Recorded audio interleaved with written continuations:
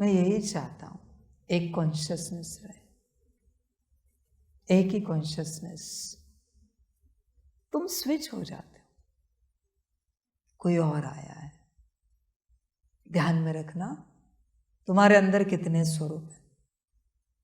तुम्हारे माताजी का जो बच्चा है, अब फीमेल तन हो या मेल तन हो, जो भी तन हो, माताजी का जो बच्चा है उसका स्वरूप अलग है।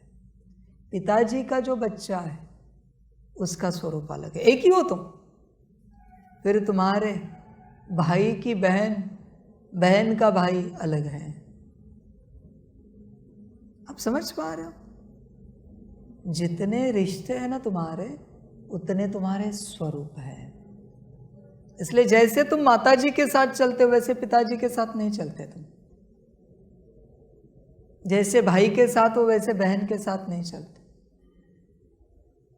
ध्यान से देखो, जैसे इस मित्र के साथ है वैसे उस मित्र के साथ नहीं चलते। ध्यान से चेक करो।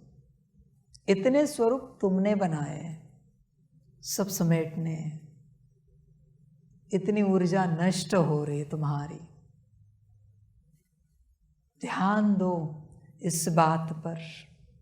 तुम्हें सेम रहना है, सबके साथ इक्वल रहना है। कितना निकलना पड़ेगा, विचार करो। कितने गहराई में पहुंचना पड़ेगा। अपने एक एक स्वरूप को अपने अंदर खींचना पड़ेगा, क्योंकि उस स्वरूप से तुम्हारी ऊर्जा नष्ट हो रही है, बहुत ज्यादा नष्ट हो रही है।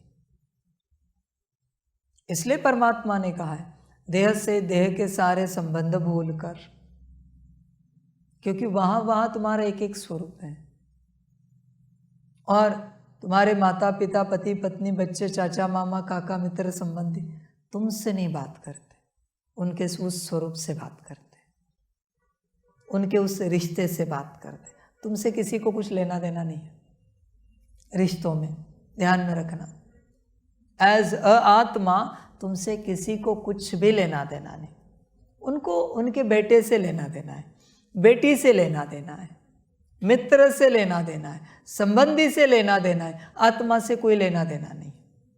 और ऊर्जा किसकी नष्ट हो रही है इसमें? आत्मा की।